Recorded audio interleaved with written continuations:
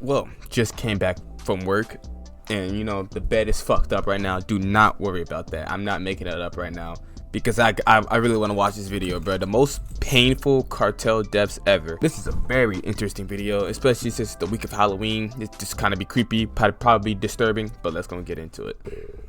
On a calm, breezy morning in Mexico City, the day's peace would be interrupted by the disturbed scream. Bro, my fucking chair is stuck to the ground. Wait. Oh, God damn, that shit would not move. Screams of a man tied to a pole. But you're probably wondering how he got here in the first place. Earlier that month, he had been accused of committing an unthinkable crime to a local woman in the city. Word of his actions spread quickly, angering friends, families, and other locals until a notorious Mexican gang caught wind of the story. For them, justice would not wait for courts and police. They tracked the man down, ripped him out from his house, and dragged him out into the open. They grabbed his hands and bound him tightly so that escape was impossible. Then, seemingly out of nowhere, the gang pulled out a tub of peanut butter and began to slather it on his...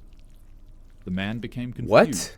Because while covering somebody in peanut butter is a... Wait, they did make it, this is like wide in the open, bro. I hope this is... I wasn't really paying attention to like the last few seconds that he said, honestly, bro. I'm not gonna lie to you. Is this wide in the open? Like, actually? Bro, what? Strange punishment. It's not necessarily painful. However, his confusion would quickly fall into dread when the men brought out two huge pit bulls. He Of course. immediately realized what they were trying to do and began pleading for mercy. However, his cries were drowned out by the growls of the snarling dogs. Oh my God. Panic surged through the alleged criminal as he screamed for help. The punishment unfolded brutally. It was a slow spectacle of pain and humiliation. And sadly, his screams fell on deaf ears as locals pretended like nothing was happening. I mean, if I heard screams, like loud, painful screaming, and two dogs just going ham on someone, I'm out of my fucking business, bro. I'm not gonna be next, especially if like the cartel is known around the town. Fuck no. Yeah, that understandable. Honestly. By the time the dogs were pulled back, the man was left broken in a way that couldn't be fixed. The point was made clear. The gang had delivered their brand of justice and sent an unforgettable message that'll live on in the heart of Mexico City for years. Vile acts against the vulnerable in this city will not be tolerated. 49. Good God. May 12th, 2012, a man in Cadereyta, Jimenez decided to step out of his home for a quick beverage. The evening was warm and calm. It was the kind of night where nothing out of the ordinary was really expected. As the man walked along the highway, the dim lights cast long shadows across the road. Out of nowhere, the man would stumble across what sort of looked like a strange log just lying to the left of the pavement. He barely paid it any mind, stepping past it. Moments later, he saw another one, then another, with each log carrying a foul, nauseating stench that clung to the air. The smell was strong How long is he walking for the bev? Where the fuck does he live? Is he walking to the corner store or some shit? enough to stop the man from walking any further. Confused, he decided to inspect the objects. He crouched closer, squinting at the twisted shapes in the dark. What at first looked like a bunch of... Where's his flashlight? I hope he was using one. slowly revealed themselves as something far more horrifying than expected. The man recoiled in terror. They weren't logs. They were human bodies. Oh, shit. 9 bodies. Scattered. 49? Whoa. Not even 10. Not even 15. 20. 49 bodies. I can't fathom that amount, just seeing that amount just laying all over the floor. 49 bodies? Across the road. They were men and women, stripped of their dignity. Fuck. Were missing their heads, hands, All of them? and feet. The music was so precise and brutal that it was nearly impossible to tell who they once were. Some of the people were stuffed into plastic bags, and others dumped carelessly onto the roadside. The man's breath quickened as his mind struggled to process the scale of what he was seeing. A sense of dread swept over him as he realized he had stumbled upon a... In that moment, the silence of the night felt oppressive. Bro, I'm dipping this as soon as I realize it's a body, bro. I'm not having any problems with that. Like, bro, 49 bodies laying on the road, bro. I will be next. The 50th. No, I'm getting the fuck out of there. Why? Oh my God. They don't care. Transformed into a grotesque stage of terror. Later, authorities would confirm what many feared. This was the work of Los Zetas, one of Mexico's most violent cartels. The bodies were left as a chilling message in an I wonder why are they so violent like that, bro? I get that you're putting out a message and everything, like not to fuck with you and all that, but you have to go that far and just mutilate everyone that you see that you don't like? Like I swear cartels just do it for fun. They just mutilate everybody for the love of the game, not just to kill them, just for the love of it, bro. They did not have to leave 49 bodies out in the open on the road, bro. They could have at least buried them. No, they don't even care about enough to bury them. Like, put them in the lake. How? Or they would just float to the surface. Yeah, never mind. Going war for control of smuggling routes into the United States. By dawn, the site was swarmed with police and soldiers with their flashlights cutting through the dark as they documented the carnage. Officials were able to arrest the perpetrator of the tragedy, Daniel Jesus Elizondo Ramirez, more formally known as El Loco. This is just one of many atrocities that happen in Mexico because of wars like these. And if there's one thing that's true about these conflicts, what did they do to deserve this, bro? 49 people? You don't like that many people? I don't even know 49 people. How do you... Bro! Oh, my phone dropped. The Ghost Rider incident. The CJNG is one of the most powerful and dangerous cartels in Mexican history. My bad, y'all. United Cartels is a coalition that was formed in opposition to their control. And on a sweltering afternoon deep in cartel territory, a notorious man known as the Ghost Rider, in allegiance with the United Cartels, would find himself in the grip of one of Mexico's most feared criminal organizations. What the hell was that? That Tommy Jerry ass animation, bro. In the grip of one of Mexico's most feared criminal organizations. The heck? You see, Ghost Rider got his peculiar name from his horrific reputation. He was known for setting his victims ablaze and leaving them out in the open to be discovered. However, now that he was captured and surrounded by the CJNG, his fate became sealed long before cameras even started rolling. This cartel was not content with simply eliminating a rival. They wanted to carve a message into the eyes of each and every one of their enemies, and in their eyes, Ghost Rider's nickname provided the perfect stage for humiliation. Oh no. The camera steadied on him as members of the cartel mocked the moniker he had carried.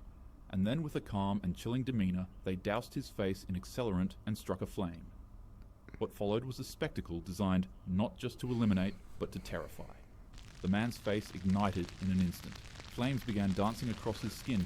Oh my, bro, this animation is crazy, bro. Oh my god. Bound and helpless, his muffled cries pierced the silence as the cartel stood by, watching.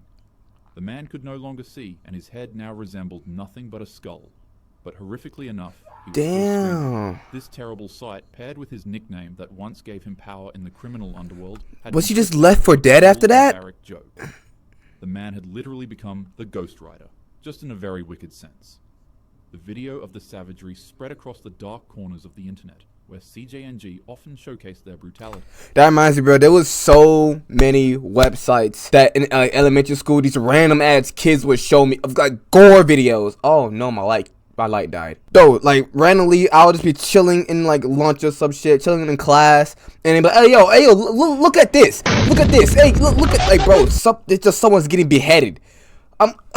Where did you find these videos? How did you find this website, bro? There was so many gore websites, like, back then. I don't know what happened to them now.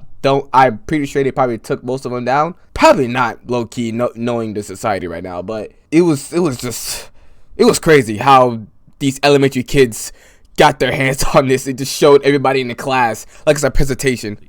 And for those who stumbled upon the footage, the sight was unforgettable. A man was transformed into a symbol of suffering and humiliation, and that symbol would unfortunately outlast his legacy. The bowl incident. Panic surged through the city as word spread Nightmare of the fuel. Discovery made inside Excuse of the me. bag. In Los Mochis, police chased down reports of red-stained sacks dumped all over the town. Each one revealed another part of a human body, like some sort of sick, twisted treasure hunt. Inside The one Riddler, bag bro. was a torso, and another bag was severed limbs. But the true horror that shocked the city came from a janitor cleaning the front of a city hall. While doing his job, he stumbled across a sports bag, but when he went to pick it up, a soccer ball bounced out of it. As it rolled over, the ball revealed that it was stitched with human skin. A man's face was pulled tight over the leather. How much dedication and how much hate do you have for someone to stitch human skin on to make a ball? He sat down, peeled his skin, cut it open, and He took time out of his day to do this, bro. The amount of hatred, this is like worse than Griffith, bro. At this point, I'm sorry. This is just bad. Its lips sewn shut, and a note beside it read, "Happy New Year, because this will be your last." In early January 2010, a 36-year-old man named Hugo Hernandez had mistakenly crossed into Sinaloa cartel territory. While they were in the midst of one of the bloodiest cartel wars in history against the Juarez, How do you just walk up upon that, bro? Brought out a chainsaw, and well, the rest was history. This is just one of the hundreds He did nothing wrong! Casualties in this non-stop war. The violence is so bad that reporters and journalists stopped reporting on it because they too were brutally.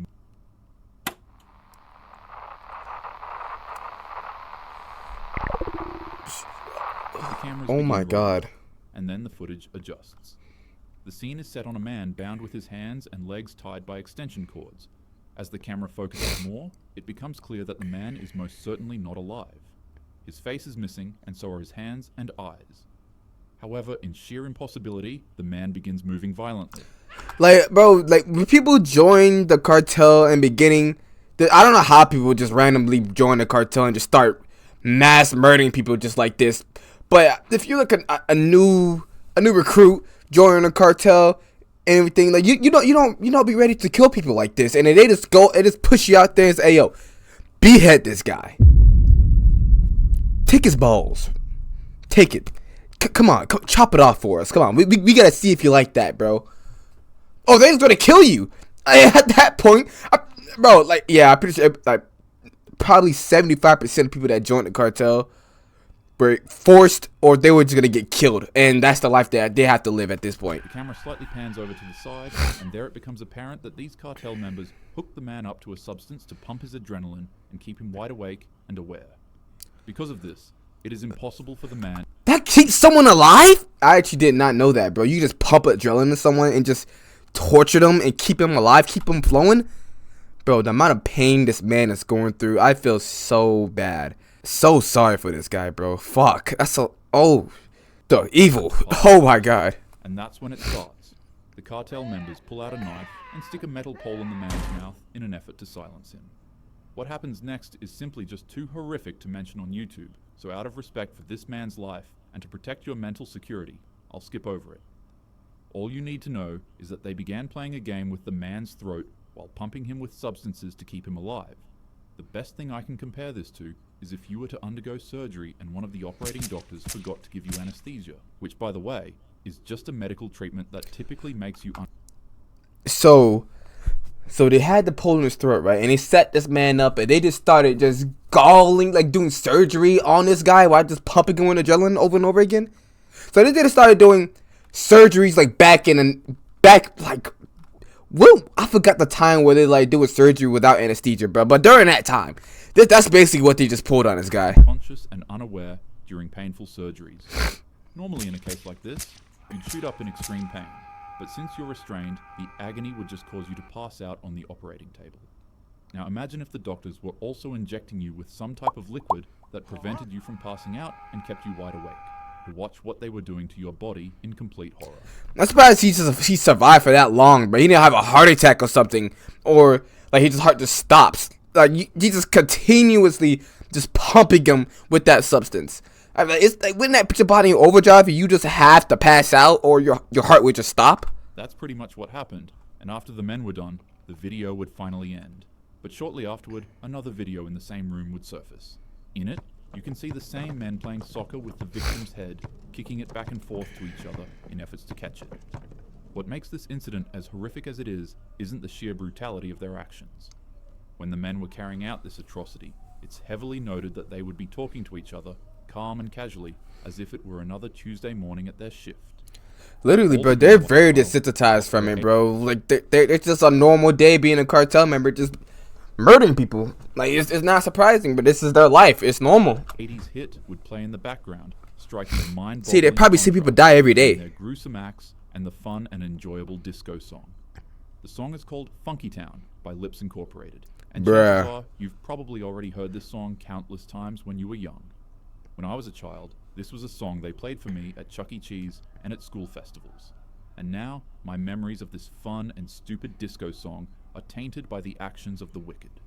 The warmth, security, and luxuries we have today were not built on the morals of the evil. They're built by those who dare to be inspirational instead of evil. They're built by those who sacrifice themselves to protect their country. They're built by good men and women who figured out that love is stronger than wickedness. Be a good person to the world, your neighbors, and most importantly, to yourself. And as usual, Of course, 100% be a good person to yourself, because you are the only person experiencing your life. So always be good to yourself. Treat yourself like a friend as well, bro. Like, a lot of people do not know you're just experiencing yourself all the time, bro. I hope you guys enjoyed this video. Is this... don't search any of these videos up. Be safe and have a happy day. Oh yeah, it's over. But I hope you guys enjoyed this one. This is... God damn.